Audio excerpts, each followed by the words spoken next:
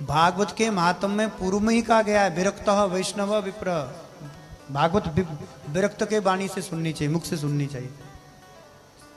वक्ता धनार्थी हो तो धन की बात करेगा, और फिर वो दान की इतनी महिमा करे। अरे तुम दान करोगे तो ज्यादा ज्यादा स्वर्ग जाओगे, पुण्य खत्म होगा, फिर यहीं मरोगे।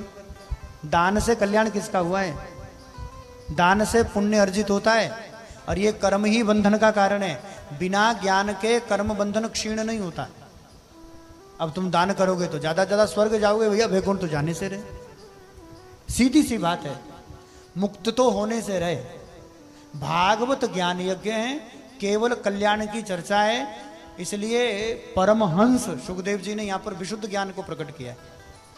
आदमी के पास इतना विवेक है कि उसको अपना धन कहां लगाना है, कहीं नहीं लगाना। अच्छी बात है, कथा के माध्यम से दान देने के लिए प्रेरित करना चाहिए। हमारे यहाँ देने की परंपरा है, ऐसा नहीं कि नहीं है, हमारे यहाँ परंपरा है। आप देखोगे तो हमारे यहाँ जब हम आरती में जाते हैं तो उसमें भी 10 रुपया चढ़ाते हैं, 20 रुपया चढ़ाते हैं, मंदिर में भी देते क्यों है? देने की परंपरा इसलिए है कि जब बच्चों को आप ये संस्कार दोगे देने का, तो हो सकता है देते देने का अभ्यास इतना बड़ा हो जाए, एक दिन अपना जीवन ही तुम ईश्वर को दे दो। ये दान की महिमा इसलिए है। ये देने का जो हमारे यहाँ अभ्यास करवाया जाता है, वो अभ्यास इसलिए करवाया जाता है ताकि हमारे यहाँ त्याग की वृत्ति आवे। दान त्याग की वृत्ति के लिए, उसमें हमारे ममत्व ना बने। ये ईश्वर का दिया है, उसको सत्कर्म में लगाएं, सत्कार्य में लगाएं, बहुत अच्छी बात है। हिरण्यकश्यपु ने इतना विशुद्ध आत्म तत्व का चिंतन करके इतना आत्म तत्व का बोध करवाया है कि तुम व्यर्थ में जिसके लिए रो रही हो वो तो शरीर है, और ये अज्ञान के कारण ही तुम्हारा रोना धोना पिटना ये चला गया, ये जन्म ये मृत्यु, यही तो समझा रहे। और हमारे जीवन में ये रोना पिटना जिंदगी भर खत्म नहीं होता। कभी ससुर जी चले गए, कभी बाबा चले गए, अरे आए तो जाना ही, उसमें क्या बड़ी बात है? तुम कौन सा परमानेंट यहाँ रहने वालों, सबको जाना है।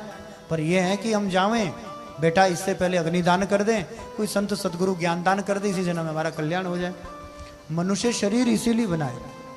तो दुर्भाग्य का विषय आज यह है महाराज, अगर मांगने की बात करें सबसे ज्यादा हमें मांगना चाहिए। हम तो रोज ही कथा कह रहे हैं, रोज का खर्चा है खड़ा है। इधर पेड़ लग रहे हैं, इधर हनुमान जी की प्रतिष्ठा हो रही है। अब 3-3.5 लाख हर सप्ताह मूर्ति के लिए चाहिए, 4-5 लाख कथा के लिए चाहिए। उसके बाद अब अभी सगन वन लग रहे हैं बड़े बड़े, तो उसका अर्थ है कि हमें तो सुबह उठकर मांगना ही चाहिए। पर हम क्यों मांगे भैया? सबका दाता विधाता है, मांगते उससे भी नहीं हम, कभी भी नहीं। अरे जब वही सब कर रहा है तो ये हम करेंगे, हम मांग रहे हैं, हम ये कर्तापन आएगा कहाँ से? और जब तक ये कर्तापन बना रहेगा तब तक तो कल्याण हमारा तो होना नहीं है। हम तो ये कहते हैं प्रभु तुम नचा रहे हो, हम नाच रहे हैं, बस हम तो कठपुतली है तेरे हाथ की। नहीं मैं अकेला, मेरे साथ तू है, मेरा नाथ तू है।